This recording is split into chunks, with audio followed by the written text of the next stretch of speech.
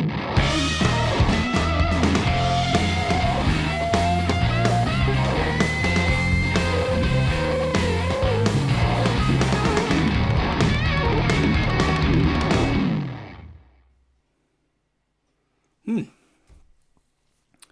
came to think, it's funny, since from the age of 6, 7 years old, the music I have listened to, that is what more or less defines how I remember things. Like, let's say if I recall back to being 10 years old, 1982, that would be, I was born in 1972, I can remember immediately what music I listened to back then, and especially what albums, because I was always listening to, not always, but often, I was listening to new music that came out. So what albums came out that year? I remember that, and through listening to that music, all sorts of memories pop up. So that's interesting. Music has literally been a life savior for me. A lifesaver. And this is not an understatement. I come from a family where emotional matters weren't necessarily talked about much, especially the negative emotions. So I didn't learn as a child to recognize my emotions or where they came from. And through listening to music and later on making music, playing music, singing became my way to channel those emotions. Whether it's anger, sadness, desire, joy. Am I a bit weird? How are these things to you? How do you experience these things? Let me know in the comments below. And now, let's move on. Let's talk about music. And I want to welcome you all. Here we go again, weekly Wednesday live time. My name is Juha Ruokangas, your humble servant on a mission from the gods, from the goddesses of fretted instruments. And during the past 2-week episodes, I've reflected on my past from a couple of different perspectives. We began 2 weeks ago by, me jumping straight into the deep end. And I shared with you, rather personal stories, vignettes from my past. Crossroads that I feel have had a significant impact on how I have become who I am. And at the same time, these stories that many of us, they're something that many can relate to, because these fundamentals are often surprisingly similar for every one of us, despite our different walks of life. Well, last week I took a bit lighter approach and reflected on the past 25 years from a whole other perspective, celebrating my love for guitars by talking about a few of my favorite European guitars and their makers. Well, today we will continue my 25th anniversary reflections, and again we're changing perspective, and the title says Music Matters, 10 albums that changed my life. Can music albums change one's life? Well, let's see. You'll hear my story, at least some bits and pieces of it. But I have to say, 10 albums. This, for a music nut like me, this is an absolute mission impossible. Music is such a fundamental part of my life, as I believe it is for many of you guys, that it is not possible to squeeze it to 10 albums. It's just, So rather than seeing this as any kind of a top 10, it's not a top 10. I decided to let my intuition guide me, and I picked a few albums. I looked to my, to my record collection, and I picked a few that mean a lot to me, and I'll share with you why these albums mean something to me. How does that sound? I think it's maybe doable, I hope. Hey, Kai, Randall, Vincent, Tuomas, nice to see you guys. Let me know who's listening, so I know. And before we dive in, I have to say that I may have cheated a bit, because 10 albums, it is unreasonable. So while I do have here 10 albums, I might have, I might have another 10. Well, almost 10. Not quite 10. I might mention as bonuses or kind of sidetracks, because the memories those first 10 albums brought to my mind kind of, well, it just demands more. You'll see what I mean. So I will proceed in somewhat chronological order. And this doesn't mean at all chronologically based on when the music was made, but rather when that particular music and my life collided. Right. So here we go. Fran, hey. What are you writing? Sorry, I should be here today, and you know why, but it's impossible because busy. Anyways, you've got my blessings. Well, Fran, don't worry about it, but please watch the recording afterwards on YouTube. You have to. Promise me, Fran. Okay, we'll move on. Yeah. Let's go. We go all the way back to year 1978. 1978. I was 6 years old, and I got a C cassette from a friend who had gotten it, I believe, from his big brother. And this is not the album, my first album, my 1 out of 10 that I'm talking about, but I'll tell you, it comes. So this is a Finnish band, C cassette, that my friend had. A Finnish band called Sleepy Sleepers. Suomeksi Sleepy Sleepers, as we call. What's happening with the picture? Now it's frozen. Okay, just a second.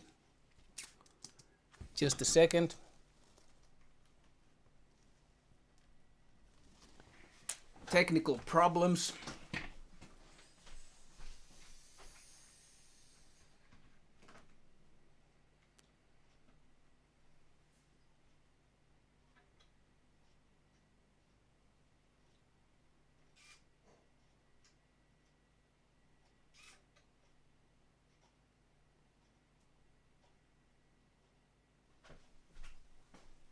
We back on? We're back on. So sorry. Maybe I should buy a new camera or something. Looks like it. There we go. So, Finnish band called Sleepy Sleepers, an album with kind of dirty lyrics. Not very suitable for a 6-year-old me. So my mother overheard this cassette I'm listening to there. She comes to me, listens to it with me for a while, and she says, Juha, what if we do like this? You give me that cassette, and instead we'll go to buy you your own record, an LP. To the younger generation that might not know, that's what vinyl albums were called back then in the 70s. An LP. This was 1978, the year. And yeah, LP, long play albums.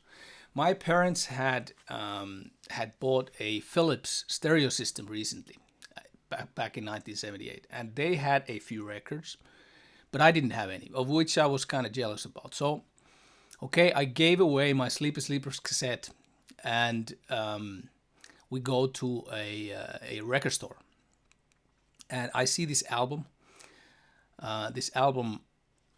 Let me show you the picture. This is the only one out of these 10 that I'm showing you that I don't actually own the album currently.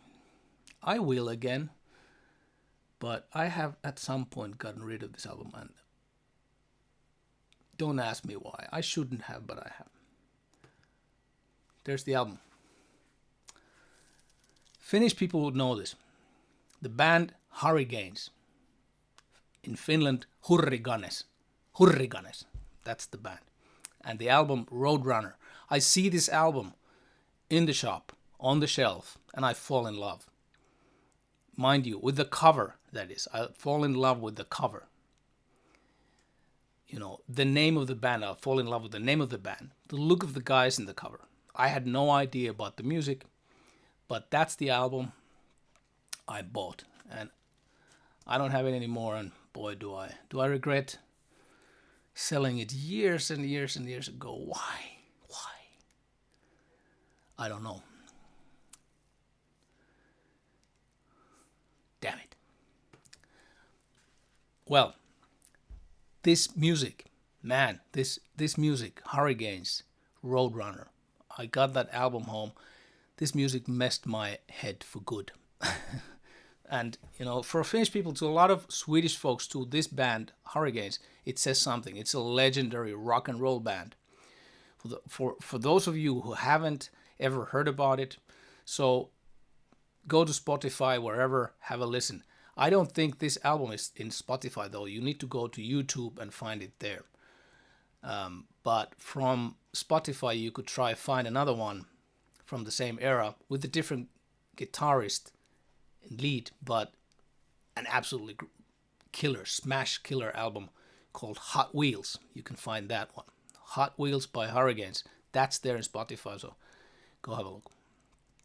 But they didn't put the Roadrunner there. It's their biggest hit record ever, and they've kept it out of Spotify. I can respect that. Go listen to Hot Wheels. Go find Roadrunner from YouTube.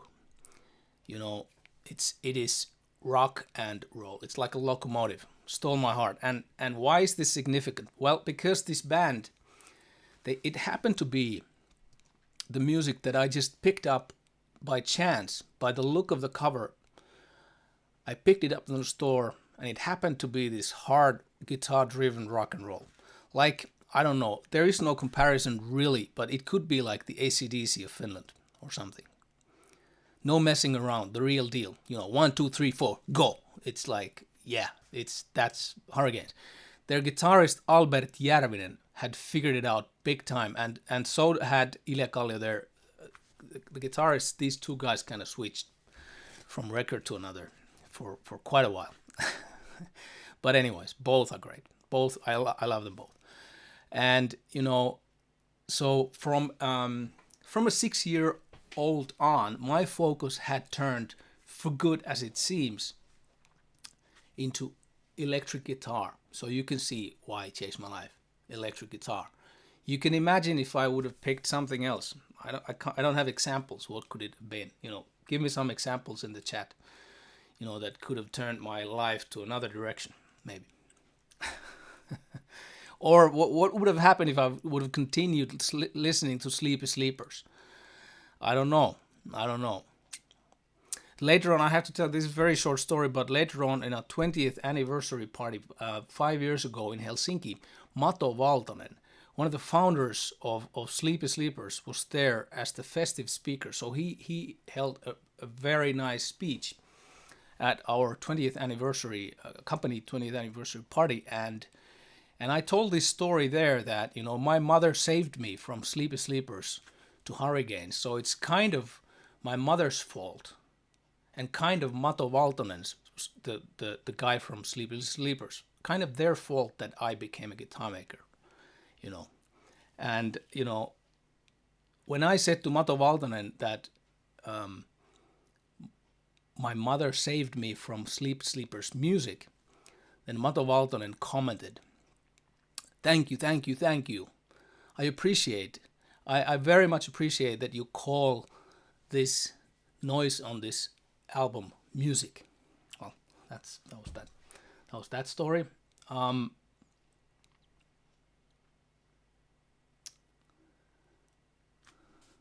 Here's comments from Finland. I could recognize Risto, one of your favorite albums too. I can imagine. And Tommi Pajala says, my 8-year-old son plays I Will Stay. This is one song by Hurricanes on his guitar daily. There's hope in the youth. Yes, there's hope in the youth. I totally agree. The youth is the hope. Let's put it that way. Okay, let's move on. A lot of ground to cover. So we are moving. Since 1978 on, I had become a devoted Hurricanes fan. Devoted with a capital D. Obsessed. And this went on until my world shattered to pieces 4 years later in 1982. 1982. I was 10 years old. And another cassette. A friend of mine played me a cassette. You know, a band that had just released their new album, their third album. And it was something I had never ever imagined could even exist. I could never imagine such mind-blowing energy and precision, you know, that really spoke to my 10-year-old mind at the time. So I recorded a copy of my friend's cassette, a copy of a copy of a copy. I don't know, horrible quality, but I recorded that to myself and kept listening to it nonstop for the following weeks. And with that young mind's devotion, I said goodbye to Hurricanes and became an Iron Maiden fan. Yes, because the album is this. Yeah. There you go. The Number of the Beast. That was my... Where should I keep it? Here, maybe. I'll keep it there for a second. You can see, there's the back cover.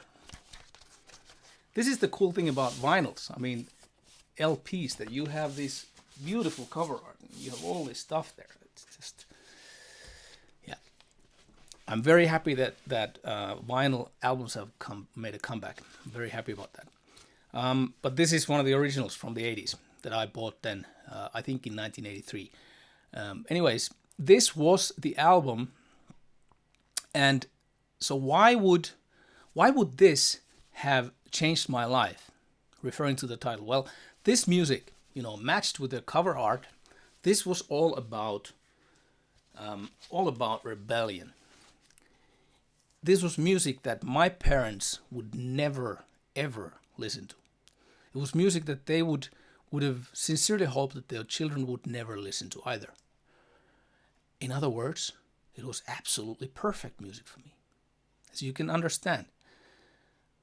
I wasn't a teenager yet, but kind of approaching that age, and I was this kind of a at the time, seriously, due to my traits and my personality, I was kind of a loner introvert kid who was you know, I was feeling a lot inside, but didn't have any conscious way of expressing all that emotion. But with this music, man, I could express my anger, my hatred, and that stuff that I was going through then, with my already then emerging traumas due to my... won't go to that part of my life with my parents, but anyways,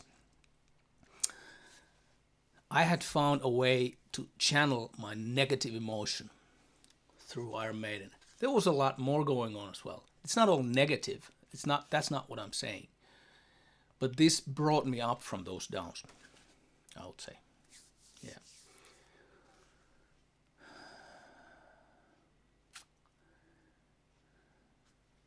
Kingsley, you have a zip, not saying anything about your comment yet. Okay, moving on. During that same period of time, early 80s, I found out that our local library, this was up north where we lived, Rovaniemi was the town called. That's where folks say Santa Claus is from. You know, my old neighbor. Literally, I mean, was because we lived there, right there at the Polar Circle. Anyway, what I was saying, the local library had a quite extensive collection of music-related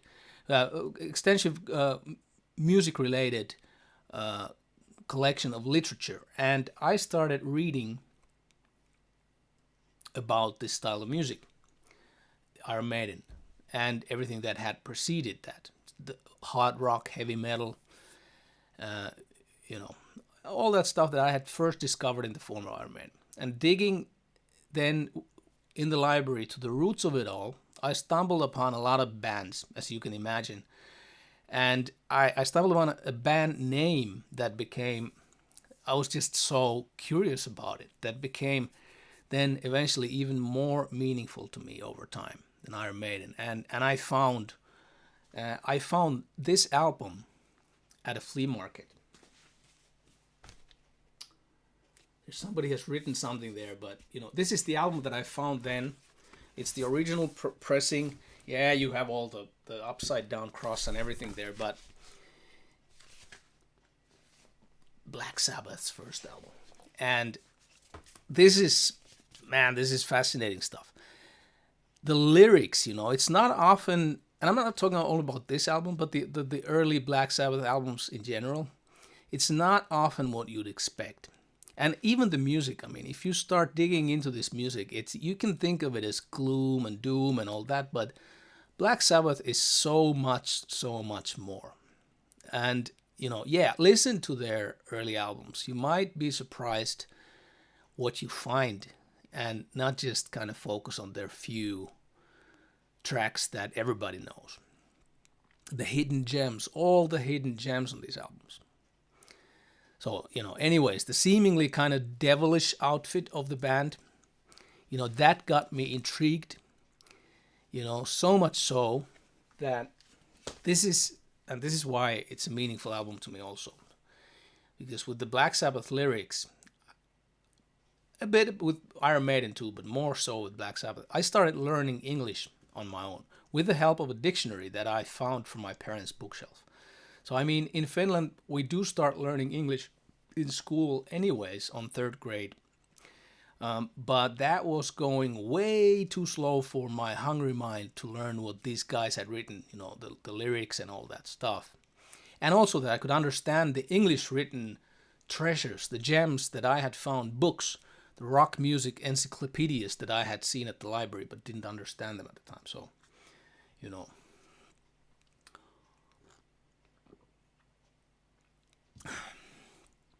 let's bring on Greg. Yeah, legendary cover. I'm not quite sure if you came in here from the start, if you mean Iron Maiden or Black Sabbath, but I would say maybe you mean Black Sabbath. I think you mean Black Sabbath. Anyway, we're moving on. And I'm noticing the timer is running. Now the problem, with choosing this super limited amount of albums for this video is that I was forced to leave out literally tons of albums that should have been on it. I don't know about you guys, but for me, the musical awakening, it happened really big time at that age. From being around maybe a bit under 10, and from then on until being, say, 20, 25 years old, that's when I lived through music, and I felt through music, and music was just so important. Being that loner guy who always felt a bit like, well, in lack of a better term, maybe, felt like outside looking in, never really felt like I was fitting into company of others because I felt I was somehow different. So music was my way of coping with it. And for a very long time, it remained more or less the only way of coping, until slowly I learned, or I let people get closer to me, and I talked about this stuff, this kind of a traumatized past, or the broken past that many of us, if not all of us, have. And I talked about it in more detail a couple of weeks ago. Look for the Meaning of Life video if you haven't watched it. You can find it on the Weekly Wednesday. But yeah, what I'm trying to say is that through music, I eventually also found my first close friends. In other words, I found a few other weirdos, that that I could hang out with, who maybe also didn't easily connect with others, but music became that scapegoat, that channel, that universal language that, that all of us more or less traumatized kids could understand, and we could express ourselves with. So we would, maybe start our early trials, forming bands and starting play music ourselves, which is a whole other universe, in addition to listen to music. But today we're sticking to listen to music. So back to those albums. To me, a lot of this 70s, 80s hard rock, there's quite a bit of romance in it. It is a romantic era of music, despite the sometimes hard surface. All these bands, Thin Lizzy, Deep Purple, Dio, even bands like Motorhead, AC/DC. There's so much of them. I love all of them, and I would have so much favorite albums. But can't fit all of them. One of them did very soon kind of rise above others in my mind, both in their romantic language, their mystical reputation. Again, I had read about the band in the library. I listened to the music in the library music room.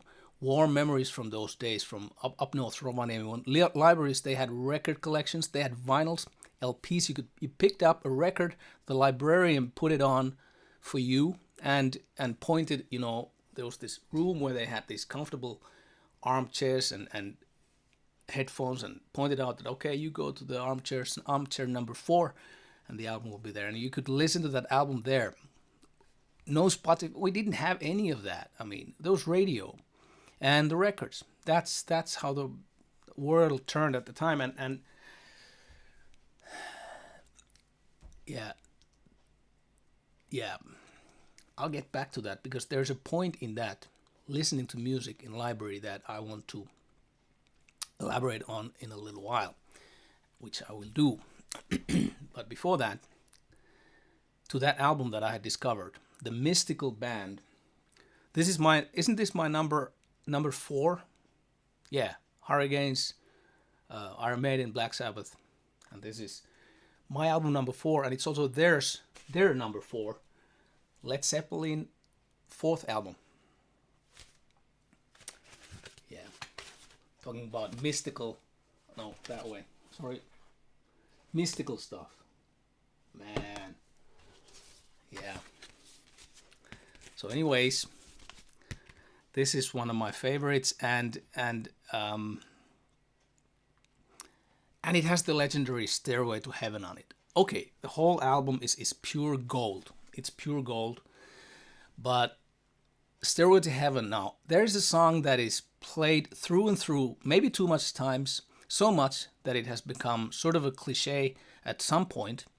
Maybe not so much anymore, but there was a time when it was like, maybe too much. But imagine, the first time hearing that song, sitting down in the library, putting those, headphones on, you have the cover art in your hands, and you're listening to that music, and Stairway to Heaven comes the first time in your life. And I still get the shivers down my spine when I think of that moment, because this was magic. That's what it was. Every single note and the lyrics, the brilliance, the ingenious lyrics, the sound, everything, the drums, the guitars, the bass, the keyboards, everything on that song, just pure magic, That's right. Kingsley says, no words anywhere on the cover. That was revolutionary. Yes, it was. No words anywhere on the cover. That's right. There's not a word anywhere on the cover. But we all know, you all know, I know, we know what it is. And, this was also the point of time when I started listening to Led Zeppelin. I think it's because of the movie. The song remains the same movie. And there is this part of it where, because each band member tells their kind of fantasies or dreams and these dream scenarios that they have directed for that movie, that one clip, and there's Robert Plant's dream there, and it's this kind of hippie dream, and this is when I became interested in hippies, of or what the hippie movement represented in terms of philosophy, peace and love, that is.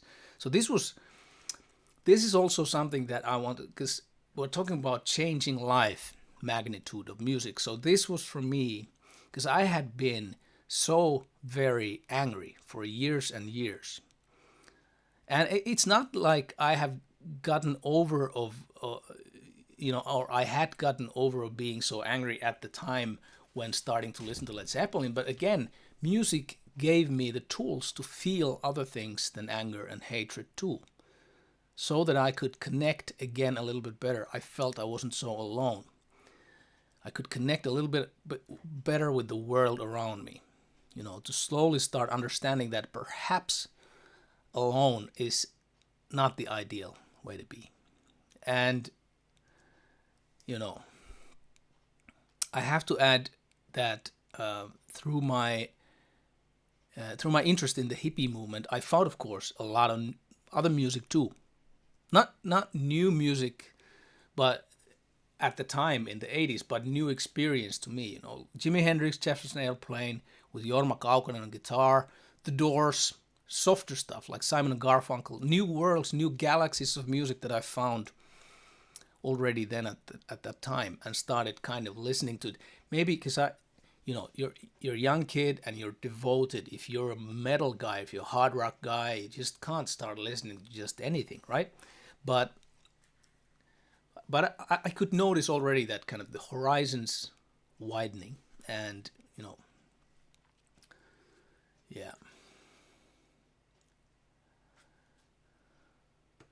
Greg B, you're bringing up a very good point, and we are getting to this in just a second.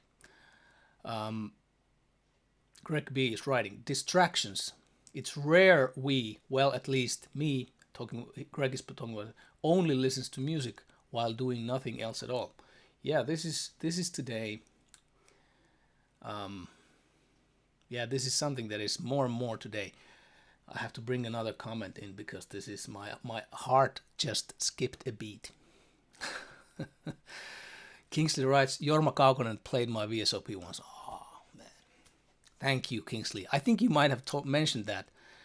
Yeah, you might have mentioned that, but thank you for mentioning it again, because I had forgotten, and, thank you.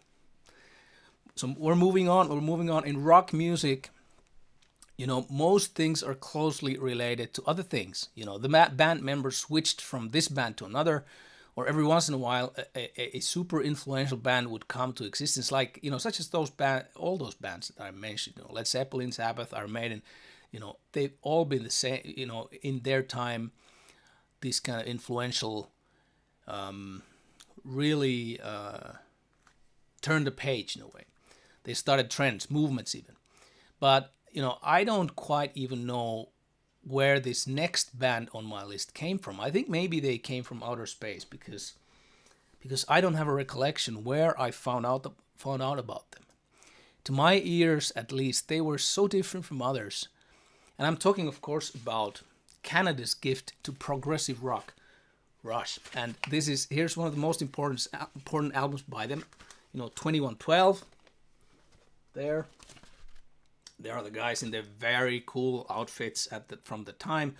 I could have picked many others from Rush, Moving Pictures, even Grace Under Pressure, or others from the 80s that I also love. I love a lot of albums by Rush, but I picked up this one. In any case, the reason I'm bringing Rush on this listing is that this was the band with this particular album, 2112, that introduced prog rock, progressive rock for me. And again, it was like an explosion. I was so enchanted by the complex rhythmic patterns, the strange, long, compositions that sometimes seem to go on for forever. And Rush represented to me some sort of a space age rock band. For some reason, I don't know where it comes to me, but whereas soon I found others that pushed me down the rabbit hole, like deep down the rabbit hole, prog rock. So I'm mentioning a few more here from that era where I kind of dived into prog rock. But these following 3 albums, they don't count out as one of my 10 albums. Okay, so I told you I cheated. Somebody said it nicer. How did somebody say it? No cheating, just professional adjustment. Yes, that's right. So I have professionally adjusted my 10 to be a little bit more than 10. Look, it's a continue.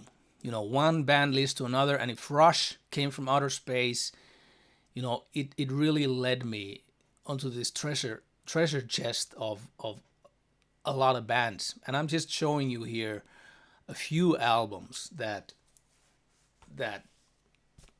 just have a special place in my heart. One of them is this, Genesis from England, the album Selling England by the Pound. Selling England by the Pound. So that one, it smells right. Do you smell your final albums? I think I'm a bit weird. I know. There's the next one. King Crimson. Hey, God, what a band. This, their debut album, In the Court of the Crimson King. No words for this stuff. And look at that. Yeah, and even deeper down the rabbit hole, okay? So this one. Another bonus. Gentle Giant, Octopus. Man, this music, this is awesome. There's their Gentle Giant figure.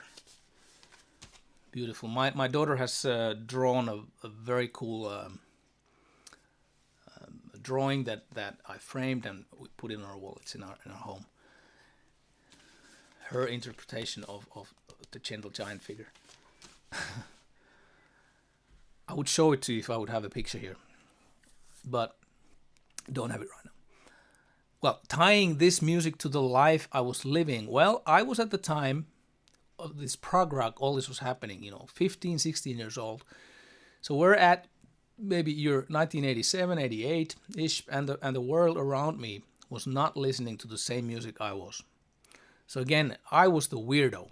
But luckily, I was not the only weirdo. So, yep, my dearest friends who have remained as dear friends up to this day, we were weird together. And isn't it interesting that the taste in music can in such way go hand in hand with the personalities?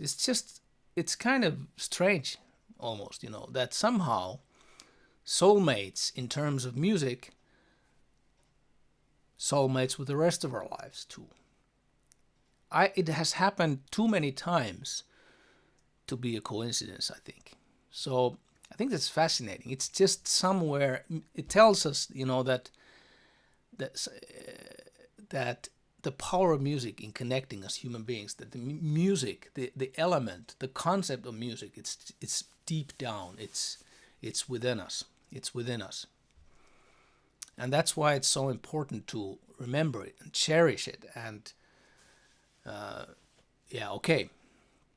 Back to my important albums. Now, I could certainly identify, the relationships between a lot of the prog rock bands from the 70s with the metal bands, the hard rock bands from the 80s. I mean, if you listen to it that way, Jethro Tull, with Ian Anderson, with his flute, with his personal vocal, like a very unique vocal style. If you change that, change the guitars a bit heavier, you tighten up the pace a bit, you put their screaming vocals on top, and all of a sudden we're not too far from Iron Maiden. Iron Maiden even made a cover back in the early 80s of one Jethro Tull tune. Anybody know the name of that song? Write it to the comments if you do. Kingsley, Gentle Giant, yeah. Mibu here. Great band, Rush. All my beloved bands of the time. Mibu, I knew it. Of course it is your favorite. They're my favorites too, and we're soulmates. Like Kingsley also, you know how it is. Yeah. Okay, Greg, I gotta bring this. No, smelling albums is part of the total experience. Granted, some smell better. Yeah. Greg, it just proves that you're a weirdo too. Sorry, but you are. So, in my case, these musical explorations with prog rock, they led into sort of the opposite direction from metal music. And I mentioned earlier the band Genesis, and I mentioned especially I'm talking about the Peter Gabriel era in the 70s. From a more educated friend in music, I found out that at the time that the Genesis drummer Phil Collins. Now somebody who doesn't know this stuff is rolling their eyes. Phil Collins. Yes, it's the same Phil Collins who later became known as Genesis vocalist on a different era, different style of music, and has done a remarkable solo career with other style of music. But anyways, back in the 70s, Phil Collins, the drummer of Genesis, he had a side project. Have you heard about it? Have you guys heard about what side project did he have? The band was called, let me show you. The band was called Brand X. And this is one of their coolest albums. I think I have all of them on vinyl, but this is probably my number one of Brand X. Unorthodox Behavior. Unorthodox Behavior. So this band, Brand X, they don't have vocals. And okay, Kingsley would have known, you would have known, but it's just that the chat comes a bit late. And yeah, I should wait longer, but then we're just waiting for someone to give us the answer. But of course, Kingsley knows this. Brand X, yes, Brand X. Kippon talks about Van der Graaf Generator. Yeah, very cool band as well. Not on my list of 10, but hey, great band nonetheless. So anyways, back to Brand X. This band doesn't have vocals. And now, so what? No vocals. What's the big deal? Well, for me, at the time, I had never heard rock music without vocals. I had never heard music like that. So Brand X happens to be the first, album without vocals. It was like groundbreaking. And they didn't call it prog rock, even though I first thought it was prog rock. No, this was fusion jazz. Jazz, people. Did you hear that? Now there's a whole new word for this live stream. Jazz music. So experiencing fusion jazz through Brand X was quite the thrill for me. It just made so much sense to me when I heard that the first time. It was like literally the next logical step in widening my musical horizons, my musical view. And soon enough, when this world started opening up to me, this stuff, I found this guy that was yet again to shatter my life to pieces. And now we take a moment of silence for the respect of this god of fretted instrument.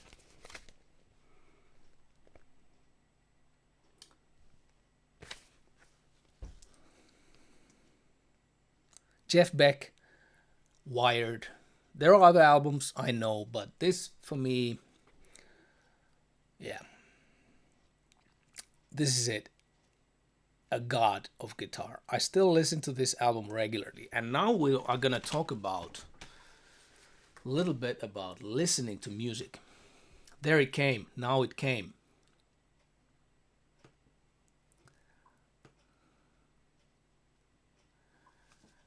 Jani Karppanen says, had to check the Jethro Tull cover by Iron Maiden because I needed to know. It was Cross-Eyed Mary. Yeah, it's a B-side on one of their singles. I think it's the B-side of The Flight of Icarus. Maybe. Maybe. Could it be? I think one of the songs on, or Trooper, one of the songs on Peace of Mind. Cross-Eyed Mary, a cool version by Iron Maiden.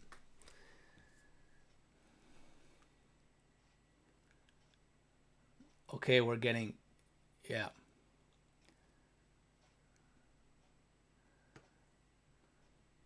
Jani Karppanen, Lead Boots. One of the tunes from Jeff Beck's Wired. Kingsley goes here. That guitar is what inspired my VSOP. I know. And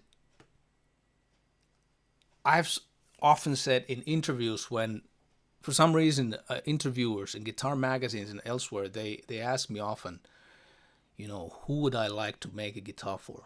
Who guitarist that I haven't made a guitar for that I would? Well, I have to say Jeff Beck. So I'm sending out prayers that Jeff Beck has a chance to try one of my guitars one day.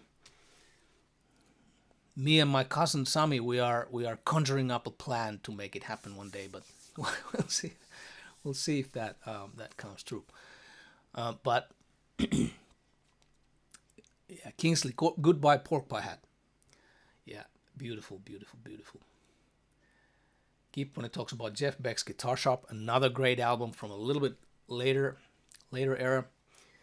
Yeah, absolutely killer albums. But we're gonna talk about listening to music because Greg, I'm gonna bring up your comment again. Yeah, there it is. Distractions. It's rare to only listen to music while doing nothing else at all. Yes, and we're gonna have now a lesson to listen to music. How do you guys listen to music? I'm asking because I'm a little bit worried. Because music has become in the modern world often it has become some sort of a background entertainment, like noise to avoid silence, a pastime, something filling the gaps. And if that is really happening, like I'm seeing it happening, then this is so sad because of what we talked about earlier about, music, what it is for human beings, what it has been for music for human beings, and how much you can get from music. Listening to music, if you don't have the desire or the will or gift, or I would say everybody has the gift to play, sing, dance, act on music. It's just a matter of preference. What you put your mind into, you can. So if somebody has told you you can't or you're not gifted, that's not true. It's not true, believe me. It's just hidden too deep that you haven't found it yet. Because it's in all of us. It's the heartbeat. Like my friend Fran says in one of his videos, music, it's the heartbeat. Yeah. It beats in us. So we can't get rid of it. So we should as well cherish it and respect it. Like, okay, we often, I'm talking about you guys and all of us, we often sit down with the family, maybe with chips, with popcorn, whatnot, to watch a movie together, right? At least we do that in our family. Well, the same can and should be done with music. It's just super awesome, fantastic fun. Seriously. And if you don't do that, really, try. Go ahead, pick an album of meaningful music. If you run out of ideas, any one of these that I mentioned will do for starters. Have a big mug of coffee or a glass of wine, a little drop of single malt maybe. Dim the lights, put on that music, sit down and listen. Listen to the whole album. And that is one of the best ever ways to relax. We do this regularly with my family. We sit down, we listen to music. Really, it's better. It's better than watching that movie because movies they're already processed for you. They're further processed. So you just need to kind of watch it. But music is not so. Music is more intuitive. Music is more subconscious experience to listen to music because it takes you to places. It awakens your inspiration. It awakens your imagination. It's just wonderful.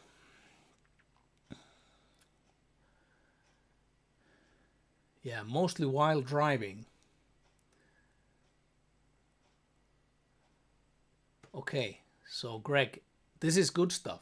So this is not bad stuff, mostly while driving, walking the dog. Yeah, don't drive too fast if you listen to heavy metal. Walking in nature, sometimes groceries.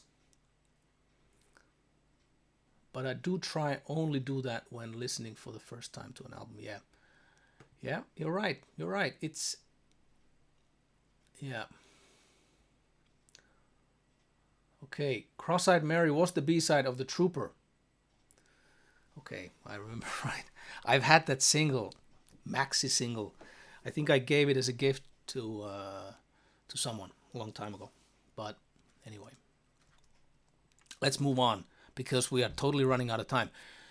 Number 8, I think it's number 8 on my list, and this is one more fusion jazz treat, and it's here for a very good reason.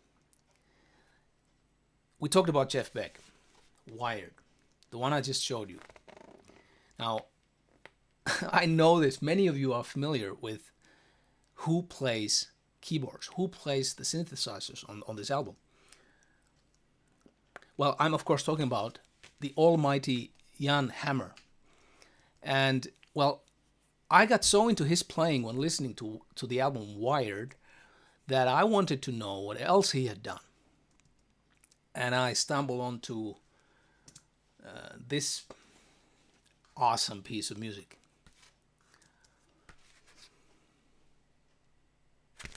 Yep. Billy Cobham, Spectrum. There's Billy for you guys with this big grin. There's the cover art. There's Billy behind his drum kit.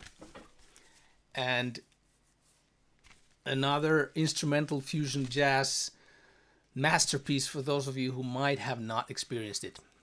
I know many of you who are here with us today. Many of you have experienced it. Maybe some of you haven't, and you should. Oh, there it came already. Talking about players moving from a band to another and dragging the audiences with them.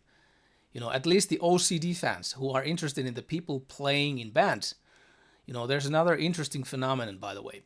Because back in the day, you always knew the band members of the bands you listened to. I mean, if you were into Billy Cobham and the album Spectrum, you would know that Jan Hammer plays keys on it. You would know that Lee Sklar plays bass on it. And you would definitely know who plays the guitar.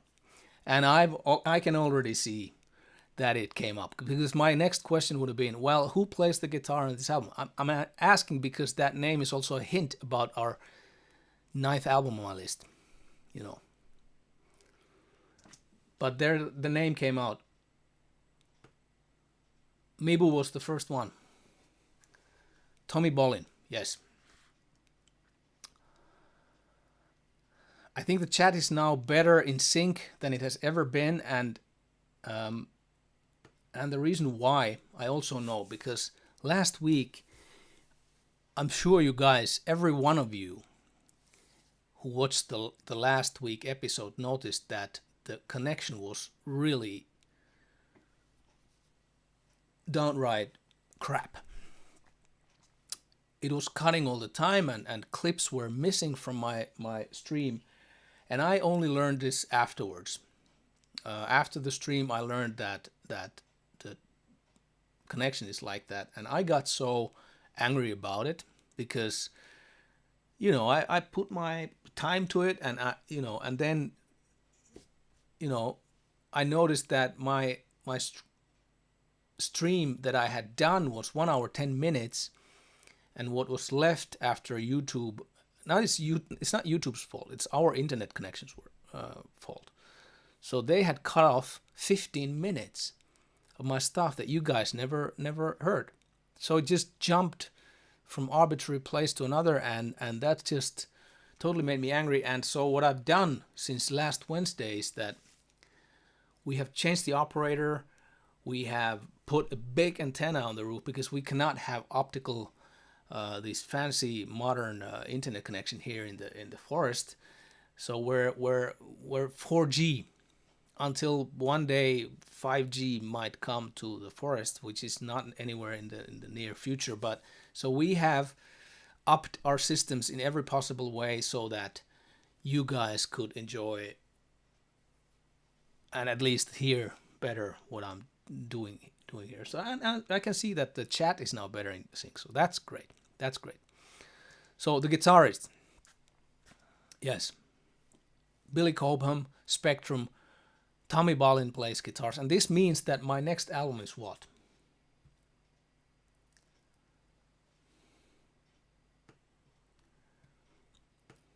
Kingsley says, Steve Hunt and Baron Brown from my record have funny stories about touring Europe with Billy Cobham in the 80s. I can imagine that. I would love to hear those one day.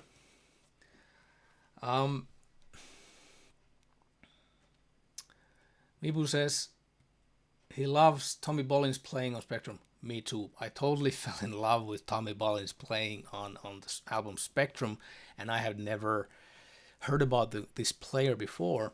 So this means that my next album, any ideas? Well, we've done now a full circle. I'd say we started from rock and roll music, we moved through heavy metal, hard rock to prog rock, and then to fusion jazz. And now we're about to switch gears back to hard rock. So my 9th album is this one. Mibu, we are soulmates. We are soulmates. Aren't we? Because my next album is this. Come Taste the Band by Deep Purple. Now, how did this album... Let me show you the back cover. I'm trying to avoid smelling them. There's the band.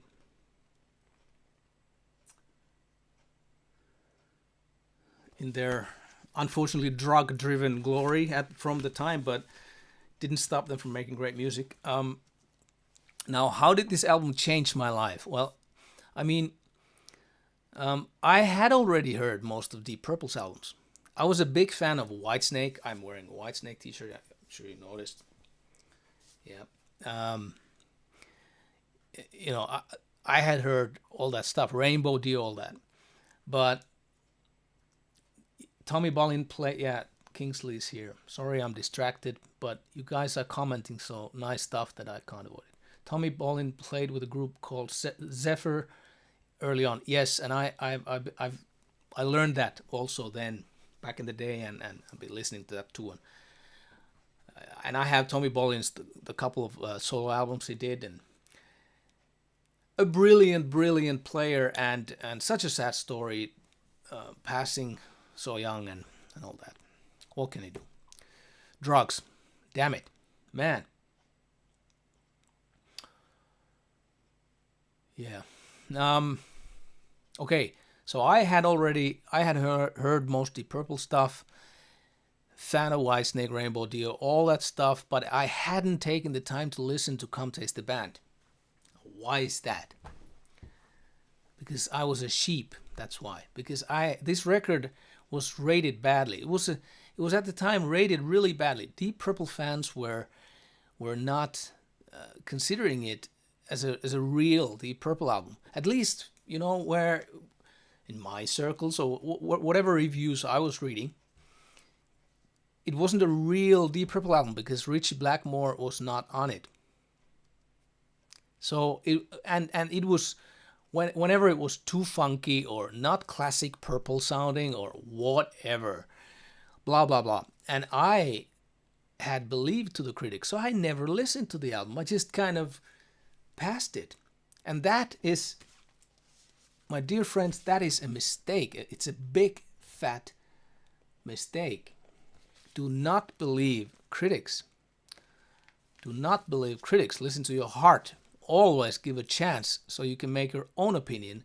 Don't be a sheep like me. I was a sheep. And that's why I almost missed one of the most awesome hard rock albums, in my humble opinion, ever made. This one, Come Taste the Band. I don't care if it's real Purple or not. You know, what does that even mean? What difference does it make? It's a brilliant record, period. And Tommy Bolin is, I mean, he's a god on this record.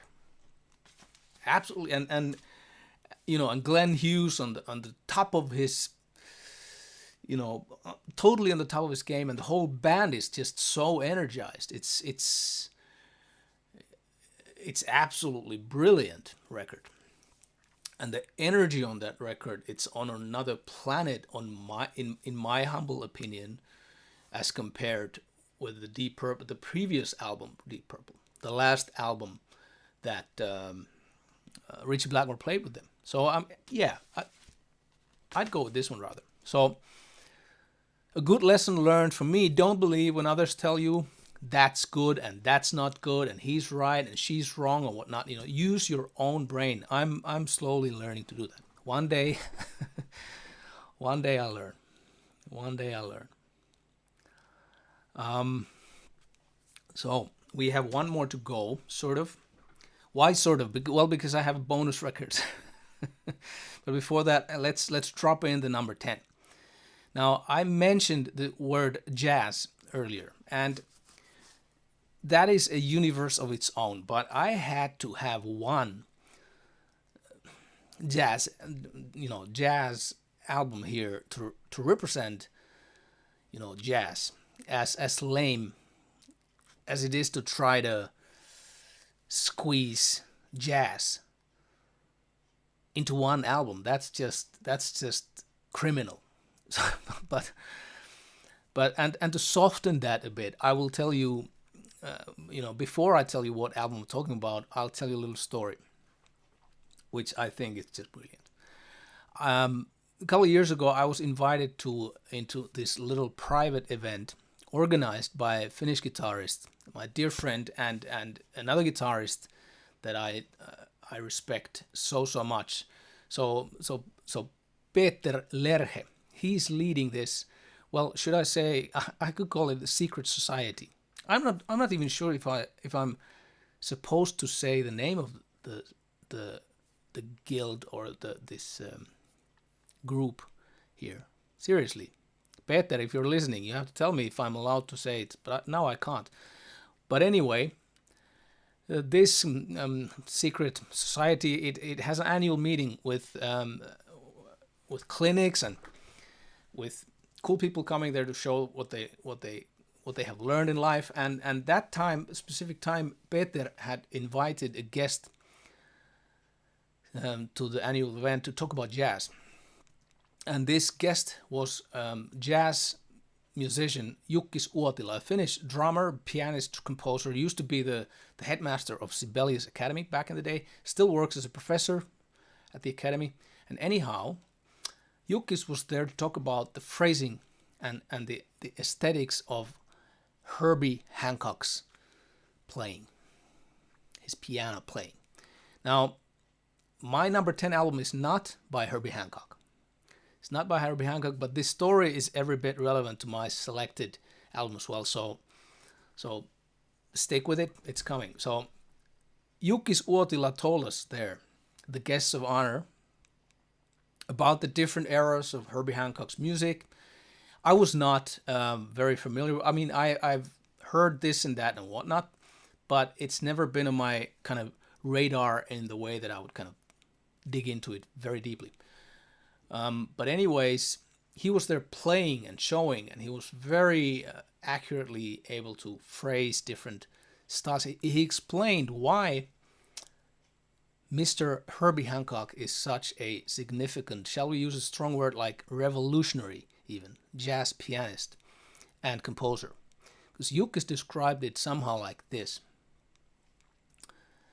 As you know, in jazz music, like in all music, there's the beat, the time, the beat, beating away. Now, what Herbie Hancock gave to jazz music, as compared to the classic jazz era, with Herbie Hancock's style of playing, was the idea that as a jazz musician, you are, of course, very aware of the beat, but you're not supposed to touch it. You can flirt with the beat, but don't touch. You can chase it, you can pass it, you can slow down, You can keep on wooing the beat like that. You know what I mean? Jazz music, flirting with the beat, but don't touch it. I just totally love that description. You know, even an old, you know, rock daddy like me, soon, maybe, not soon, but maybe soon, well, old enough to be a granddaddy anyway. You know, even I listen to Motorhead and stuff. Even I can understand what flirting with the beat means. No need to be a professor in musicology, you know, to get it.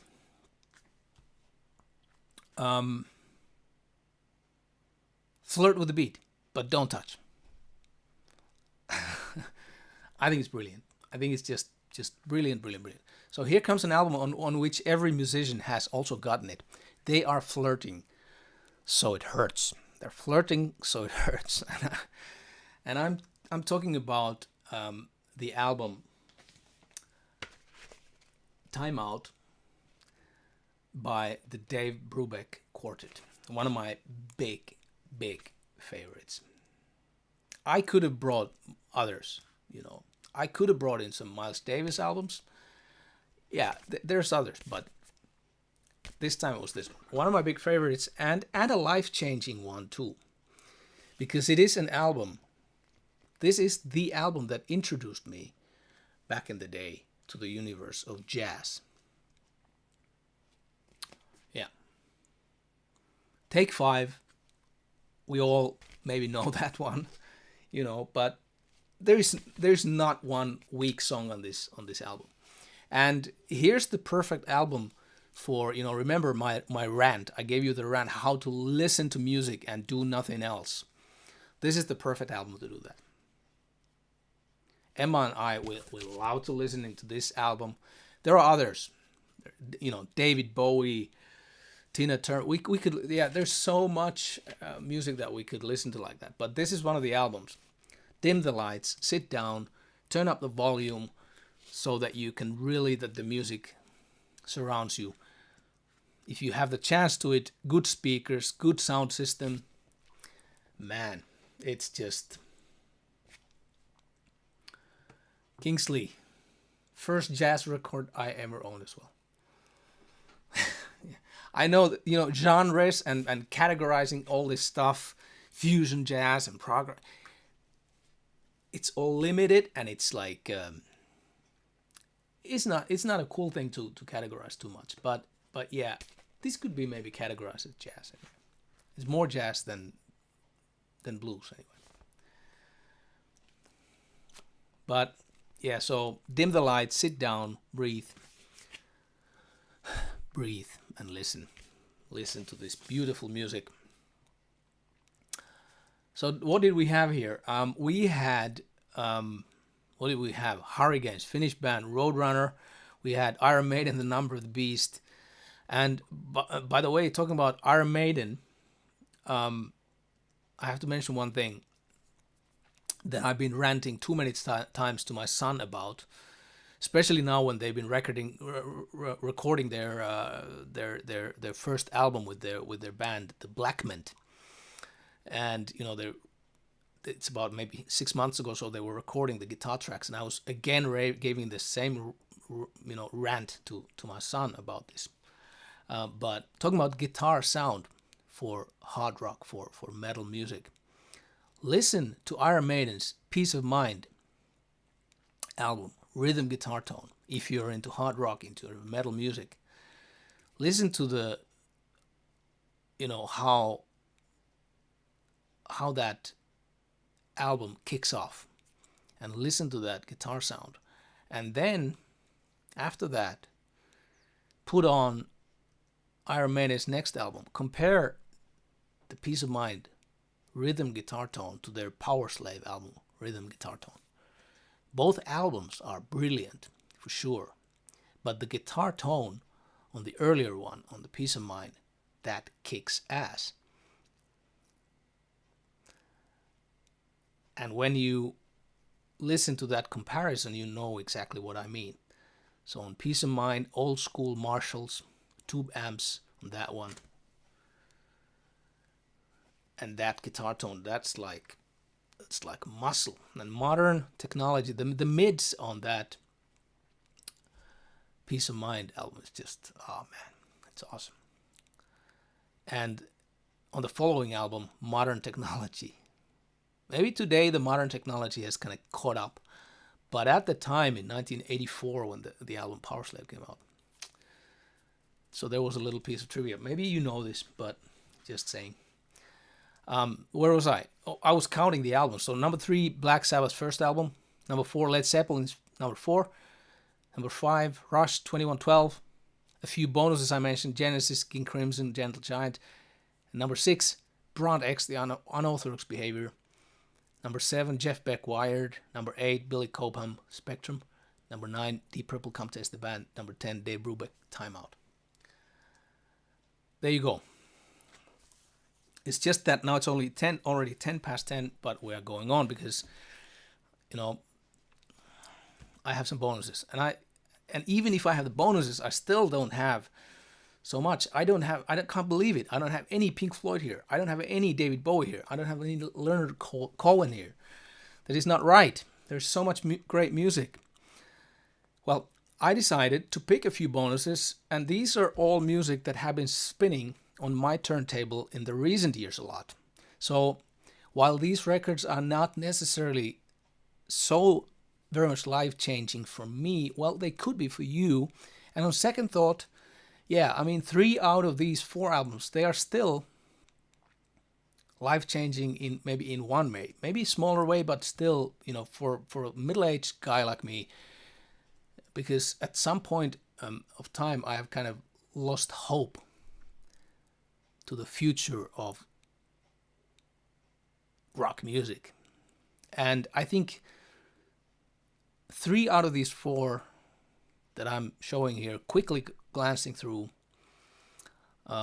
with you, they are among such albums that have restored my faith in new music, and there's so much great music out there.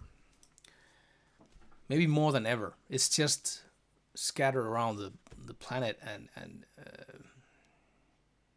nothing is like household names like they used to be.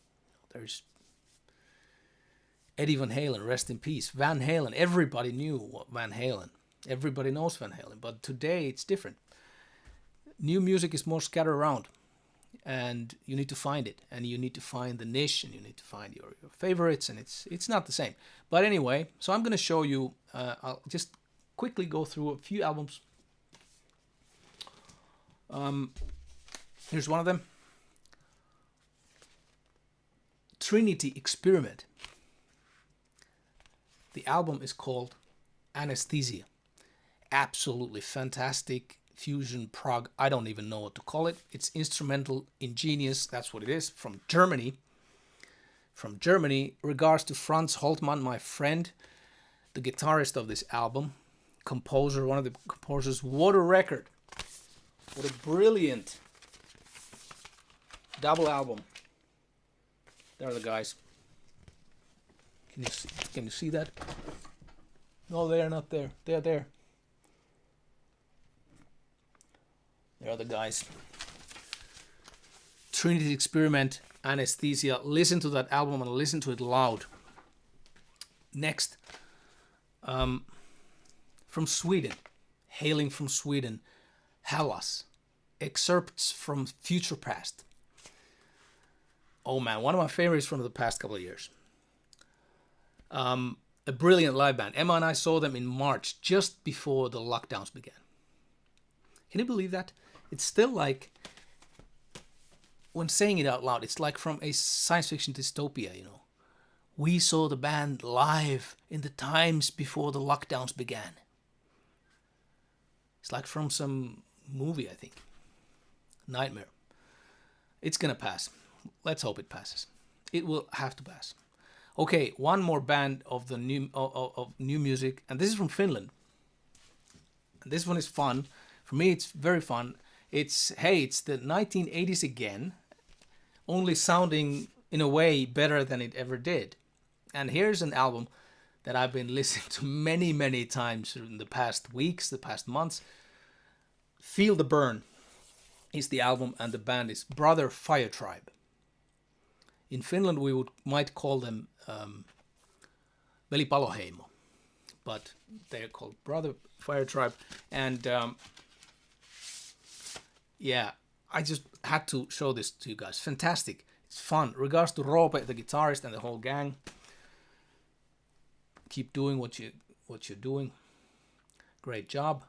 And a very last bonus, very last bonus, that is definitely not new music and wasn't a life changer for me in such magnitude as it was to a whole generation of people.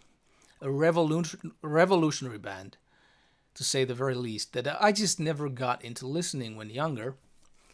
But, you know, with the help of two people, my wife, Emma, who's maybe watching this, hello Emma, and my dear friend from Germany, Holger Hanekamp, Emma and Holger have made me a fan.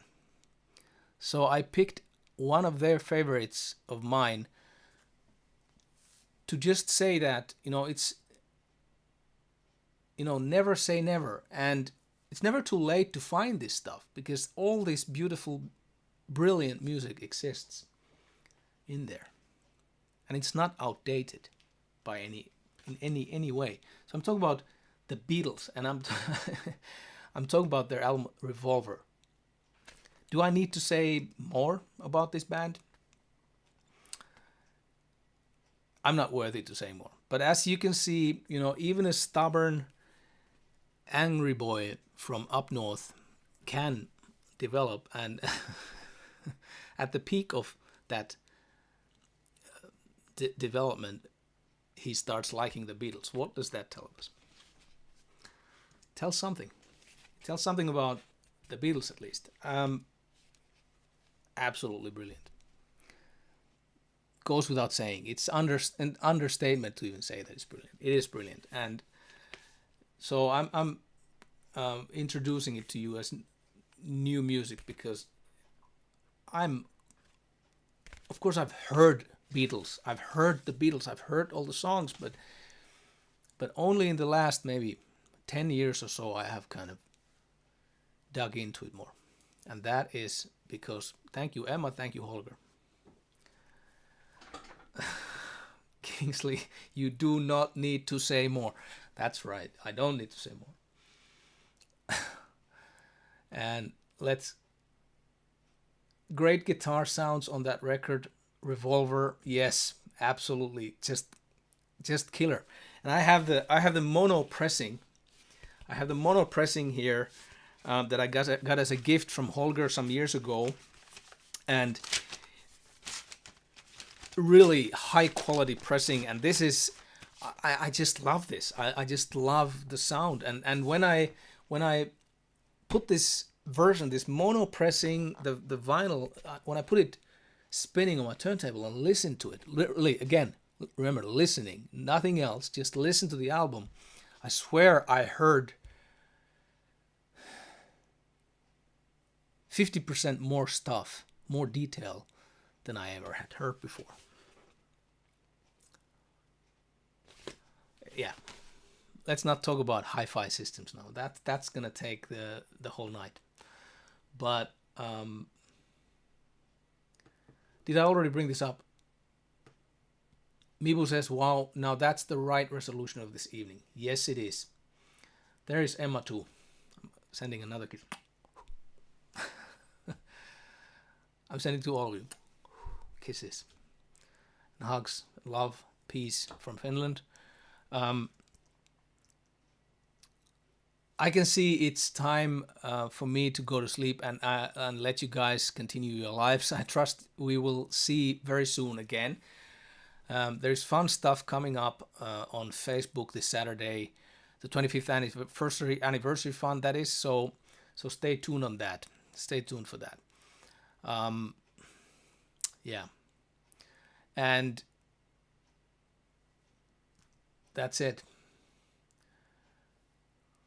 I'm just looking at the chat.